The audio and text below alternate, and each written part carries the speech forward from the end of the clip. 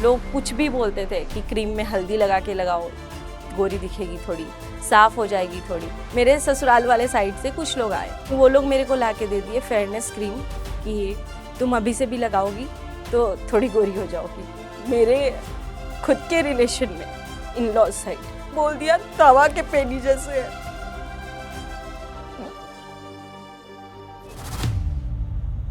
मैंने अपनी यूट्यूब की कमाई को सेव किया। बैंगलोर जैसी जगह पे जमीन के साथ हमने घर लिया।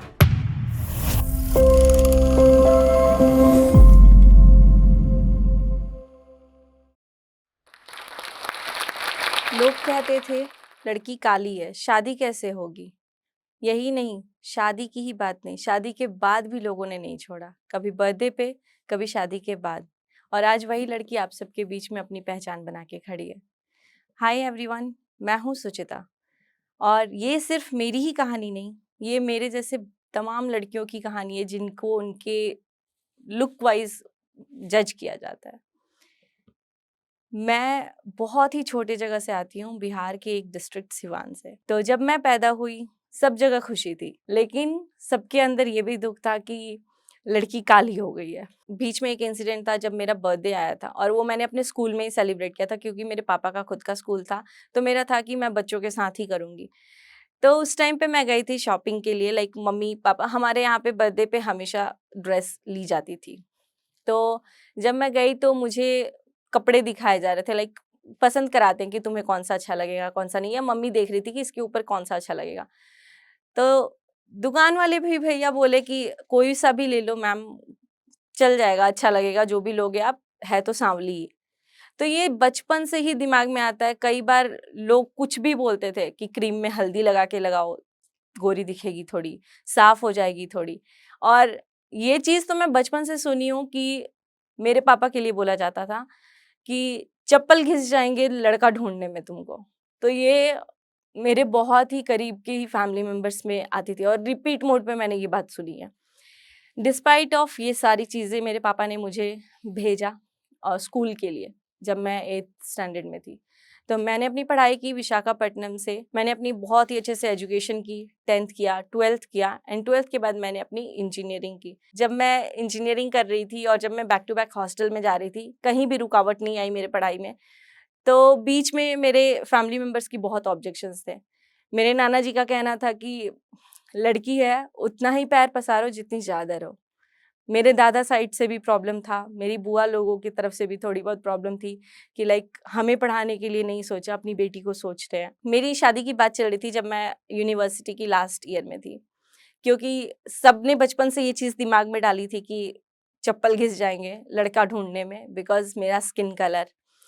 तो मेरे पापा, मेरी मम्मी पे भी ये प्रेशर था कि शादी कर देंगे जल्दी से, और हमारे बिहार में 18-19 साल में हो जाती है, जबकि मेरी शादी थोड़ी 21 साल 22 साल में हुई है। तो मेरे पापा ने लड़का ढूंढना स्टार्ट किया। पहले ये एक लड़का ढूंढा उन लोगों ने, जो कि मैं सिविल इंजीनियर हूँ, वो भी सिविल इंजीनियर ही थे और उनका कॉम्प्लेक्शन भी मेरे से मैच करता था। तो जब हमारी शादी की बात चल रही थी तो रिजेक्शन आया उधर से कि लड़का लड़की काले हैं, आने वाला बच्चा भी काला हो जाएगा। तो मैंने इसको नॉर्मल लिया, बिकॉज मेरे लिए तब तक ये सारी चीज़ें नॉर्मल हो चुकी थी। देन मैंने यूनिवर्सिटी किया, उसके बाद मैंने जॉब की अपनी, उसके बाद मेरी शादी की बात चली। शादी की बात चली, जिनसे मेरी शादी हुई है उन्होंने मुझे देखा तक नहीं। इसलिए नहीं कि मेरा स्किन कलर क्या है, इसलिए कि उनको अपने फैमिली पे भरोसा था कि हाँ जो करेंगे अच्छा करेंगे। और हमारे बिहार में मोस्टली ऐसी अरेंज मैरिज होता है। मेरी जो शादी हुई है वो प्रॉपर अरेंज मैरिज है। मैंने लड़के को पहली बार एंगेजमेंट पे देखा है, लेकिन उससे पहले उनकी फैमिली वाले आए थे दिवाली के जस्ट 1-2 दिन बाद। तो मेरे आगे मेरे फादर इन लॉ ने हाथ जोड़ के बोला, घर हमारा बस बना रहे, हमें किसी चीज़ से मतलब नहीं है। और उस टाइम मेरे में हुनर ये भी नहीं था कि मैं खाना बनाना जानती थी। बस मेरे पढ़ाई के बेसिस पे मेरी शादी हो गई कि लड़का इंजीनियर है, लड़की इंजीनियर है, दोनों जॉब करेंगे, अपनी लाइफ में सेटल रहेंगे। लेकिन शादी के जस्ट कुछ दिन पहले मेरे मम्मी पापा की एनिवर्सरी थी, 25th एनिवर्सरी, और मैं गई थी एक मंदिर अपने नियर बाई, जहाँ पे मेरे मम्मी पापा हर साल जाते हैं। तो उस टाइम मेरी शादी होने वाली थी और मेरी इंगेजमेंट हो चुकी थी। मेरे ससुराल वाले साइड से कुछ लोग आए, जो लोग बोले कि एनिवर्सरी हम लोग मिल लेंगे, तो मैं गई। जब मैं गई वहाँ पे, वो लोग मेरे को लाके दे दिए फेयरनेस क्रीम कि तुम अभी से भी लगाओगी तो थोड़ी गोरी हो जाओगी। वो इंसिडेंट मेरे को इतना तोड़ दिया कि यार, आप चाहे लाख कमा लो, चाहे पढ़ लो या कुछ भी कर लो, मतलब गोरा होना इतना बड़ा चीज है इस दुनिया में। मैंने तो खुद अपना रंग नहीं चूज किया था, भगवान ने दिया मुझे जो भी दिया, जैसे आपको दिया वैसे मुझे दिया। अगर अगर आपके या मेरे पास ऑप्शन होता तो ऑब्वियसली आप भी बोलते कि मुझे सबसे परफेक्ट बनाओ, जैसा मैं भी बोलती। गोरे होने का ऑब्सेशन इतना ज्यादा मुझे उस दिन टूट गया कि यार नहीं, ब्यूटी बहुत इम्पोर्टेंट है। मैंने अपनी मम्मी को बोला आने के बाद कि मम्मी, आपको मेरी शादी साउथ इंडिया में ही करनी चाहिए, क्योंकि मैंने वहां से पढ़ाई की थी और मुझे वहां का कल्चर अच्छा लगता है। मुझे ये भी लगा कि यार लड़का क्यों नहीं मिलना चाह रहा है, हो सकता है मे बी जबरदस्ती कोई शादी हो रही हो, क्योंकि ये था कि शायद मैं सांवली हूँ इसलिए वो भी नहीं मिलना चाह रहा होगा। बट मेरी शादी हुई। शादी होने के बाद मेरे खुद के रिलेशन में इन लॉ साइड मुंह दिखाई के बाद हुआ कि यार इस मतलब ये लड़की अपने भाई जैसी काली है, यहाँ तक बोल दिया तवा के पेनी जैसे है।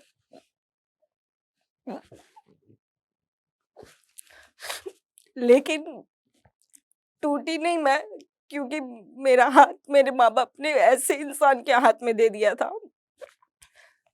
जिसने खड़े होकर सीधे बोल दिया कि आज के बाद मेरे घर मत आना।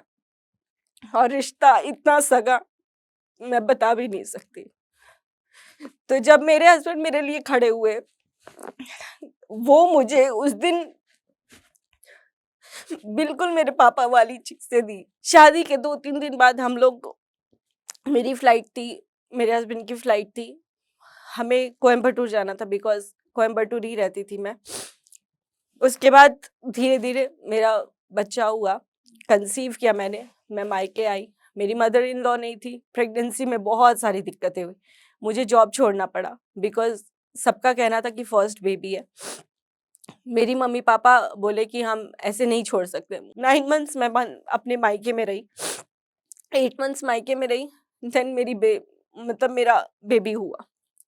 प्रेगनेंसी के दौरान एक प्रेशर मेरे ऊपर बहुत ज्यादा था कि रानी बना के मत रखिएगा आप लोग, बच्चे से मतलब इनसे काम वाम कराइएगा, बच्चा जो है वो नॉर्मल होना चाहिए। नॉर्मल डिलीवर होने के बाद बहुत सारी चीजें हुई, जहाँ पे ससुराल वालों का कहना था कि चलो अब घर, मायके वाले का कहना था कि अभी जस्ट हॉस्पिटल से आई है। चीजें फिर भी बैलेंस किया मेरे हस्बैंड ने कि मुझे आगे रखते हुए कि जैसा इसको ठीक लगे। उसके बाद से मैं अपने बच्चे को लेकर के गई। मेरे इन लॉज में कुछ प्रॉब्लम हो गया था, लाइक ऑपरेशन वगैरह हुआ था, तो मुझे छोड़ना पड़ा वो जॉब। फिर मैंने सोचा कि मैं ऐसे हाथ पे हाथ रख के नहीं बैठ सकती हूँ, मुझे जाना पड़ेगा, कुछ करना पड़ेगा अपने लिए, बिकॉज अगर मैं 2 रुपए नहीं कमाऊंगी मेरी इज्जत कहीं भी नहीं रहेगी। और मैं शिफ्ट हुई वहां से बैंगलोर की तरफ।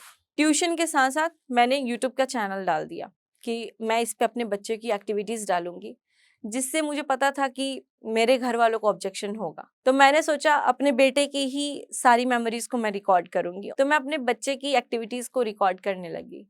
मेरा चैनल मोनेटाइज हुआ क्योंकि लोगों ने इतना प्यार दिया, फैमिली सपोर्ट भी थी। मेरा चैनल मोनेटाइज हुआ, मुझे लगता है मेरा चैनल सिर्फ 2 महीने के अंदर मोनेटाइज हो गया था। मेरे पैसे आए, जब मेरा डॉलर आया 100 के आसपास था मेरा डॉलर। मैंने अपने हस्बैंड को बताया, तो उन्होंने बात की अपने घर पे। उन्होंने बोला कि आप कुकिंग के लिए आप कर लो, कोई बात नहीं है, बट जो डांस गाना ये सब होता है वो चीजें नहीं करेंगे हम लोग। तो मैंने बोला कि ठीक है, हम लोग कुछ ऐसा नहीं करेंगे। मेरा जो काम था वो सिर्फ यही था कि कुकिंग का कर लूँ, मैं अपने बच्चे की मेमोरीज को, जो भी चीजें मेरी बीत रही है उसको मैं शेयर करूँ। लोगों ने बहुत ज्यादा पसंद किया, उसको बहुत सारा प्यार दिया। लेकिन सोशल मीडिया पे होता है ना कि जरूरी नहीं है कि अगर आप आए हो तो आपको सिर्फ प्यार ही मिलेगा। चीजें बहुत ऊपर नीचे हुई कि ये ऐसी है, ये वैसी है, कुछ रिलेशंस को लेकर के। मैं कुछ टाइम बाद मायके आ गई।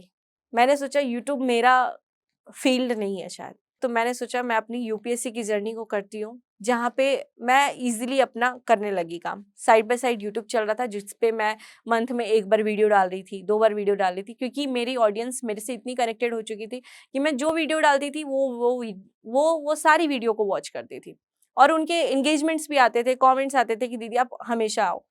इसी बीच मेरा यूट्यूब का मैंने कुछ सेविंग कर लिया था, क्योंकि मेरे हर मंथ पैसे बनने लग गए थे। मैं जो भी वीडियोस डालती थी सबको पसंद आते थे। कुछ पैसे मेरी सेविंग के थे और कुछ पैसे मैंने यूट्यूब के लगा के यूपीएससी का कोर्स लिया। जब मैंने कोर्स लिया, मैंने उसकी पढ़ाई की। उसका ड्यूरेशन था 2 साल। लेकिन बोलते हैं ना, अगर ऊपर वाले को नहीं मंजूर है तो आप कितना भी सोच लो, आपके प्लान्स फेल हो जाएंगे। जब मैं यूपीएससी के लिए अपने मायके में थी, पहले तो मुझे ये लग रहा था पता नहीं इन लॉज वाले क्या सोचेंगे। जब मेरे पापा जी ने सुना कि ये मेरी बहू यूपीएससी का पढ़ाई करना चाहती है, जिससे कि ये कुछ अच्छा बन सकती है, उनको मेरे पे इतना भरोसा था, वो बोले कि सुचिता तुमको जो करना है तुम करो, और हम हैं तुम्हारे साथ, मेरे फादर इन लॉ। मुझे लगा चलो ससुराल से अप्रूवल मिल गया है, लेकिन सोसाइटी से अप्रूवल नहीं मिली थी मुझे।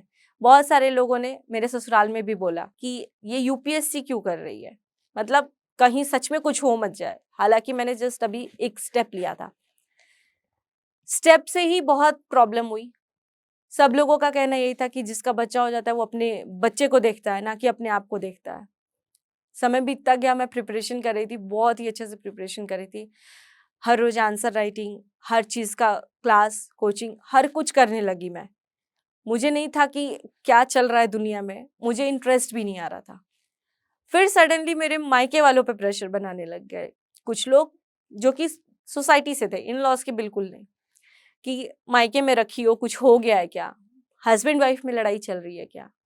बहुत 100 तरीके की बात चलने लगी कि शायद इन दोनों का कुछ लड़ाई झगड़ा चल रहा है, हस्बैंड वाइफ का, जो ये मायके में आके रुकी हुई है। ससुराल को प्रेशर करने लगे ये लोग, कुछ लोग जो यूट्यूब पे नहीं थे, और यूट्यूब वाले लोग मेरे मम्मी पापा पे प्रेशर बनाने लग गए कि अपनी बेटी को बैठा के खिला रही है, ये वो। और रिलेटिव की तरफ से ये प्रेशर आ रहा था कि शायद पति पत्नी में ही कुछ ऐसा हो गया जिससे शादी टूट सकती है।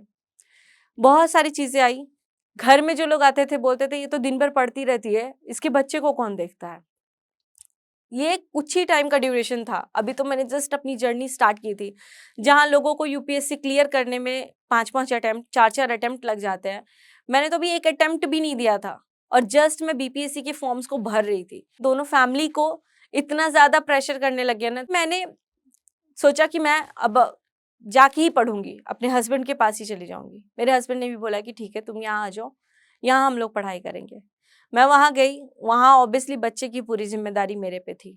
कभी कभी मुझे भी गिल्ट हुआ कि शायद मेरे पढ़ने के चक्कर में मेरा बच्चा, जो कि बहुत मतलब लेट बोलना स्टार्ट किया, तो मुझे ऐसा फील होता था कि शायद मैं इसके साथ जस्टिस नहीं कर रही हूँ। फिर मैंने उस चीज़ को थोड़ा स्टेप बैक लिया, और नेक्स्ट मंथ मैंने फिर यूट्यूब पे वीडियो डालना स्टार्ट किया। और बोलते ना, एक दरवाजा बंद होता है तो एक दरवाजा खुलता है। जैसे ही मैंने बंद किया, मुझे एक ऐसा प्रमोशन वीडियो, मतलब प्रमोशन करने के लिए मेरे को एक अपॉर्चुनिटी मिली, जिसमें मैं अभी तक यूट्यूब से जितने अर्निंग नहीं की थी, उस टाइम मुझे प्रमोशन के लिए मिलने लगे, क्योंकि मेरा फॉर्टे था शायद स्पीकिंग। एक एक पैसे मैंने जोड़े और मैंने अपनी यूट्यूब की कमाई को सेव किया। जब मैंने सेव किया, अगेन मेरा कंसीव हुआ, जो कि मेरी आद्या थी। जैसे ही सबको ये बात पता चली कि मेरी प्रेगनेंसी है, लोगों ने बोलना स्टार्ट कर दिया कि ये पढ़ाई कहाँ करती है, ये तो बेबी प्लानिंग में लगी हुई है। बहुत ज़्यादा हेट कमेंट मिले। कुछ लोगों के इतने हेट कमेंट थे कि तू काली है तो ये भी काली होगी। उससे भी ज़्यादा बदतर ये हो गया था, उनका कहना था कि तेरी बच्ची मरी हुई पैदा होगी, बच्चा बच्ची जो भी। मुझे कहीं ना कहीं फील होने लगा कि जो बेबी है बहुत लकी है मेरे लिए। 7 मंथ में मेरे साथ ये चीज़ हुआ, और 7 मंथ में ही हमने अपने घर की बुकिंग दी, जबकि हमारे पास मतलब बोले तो बहुत कम सेविंग थी। बैंगलोर जैसे जगह पे जमीन के साथ हमने घर लिया, अपना विला लिया खुद का। और इसमें कहीं ना कहीं यूट्यूब बहुत बड़ा रोल था, और यूट्यूब से भी बहुत ज़्यादा बड़ा रोल था, जो मैं बोल पा रही थी चीज़ों को, अपने ब्रांड्स के प्रमोशंस कर पा रही थी। मेरी इतनी सेविंग्स हो चुकी थी कि एटलीस्ट मैं उस फ्लैट का, उस घर का डाउन पेमेंट कर पाऊँ। और इन सब चीज़ों में मेरी फैमिली का बहुत सपोर्ट रहा। जिन लोगों ने भी ये चीज़ें कमेंट की थी मेरे स्किन के ऊपर, मेरी जो सबसे वायरल वीडियो थी मेरे चैनल पे, चाहे वो मेरे इंस्टाग्राम पे हो चाहे ये, वो मेरे कॉस्मेटिक्स प्रमोशन की ही वीडियो थी। तो आज तक मेरी जो वीडियो सबसे ज़्यादा टॉप, चाहे मैं कितना भी डांस कर लूँ, चाहे मैं फैमिली ग्रीट कर लूँ, बड़े यूट्यूबर से मिल लूँ, कोई वीडियो उतनी टॉप पे नहीं गई है जितना मेरे कॉस्मेटिक प्रमोशन, जिसमें लोगों ने इतने भर-भर के बोले हैं कि किसी को भी प्रमोशन मिल जा रहा है, काली को भी प्रमोशन मिल जा रहा है।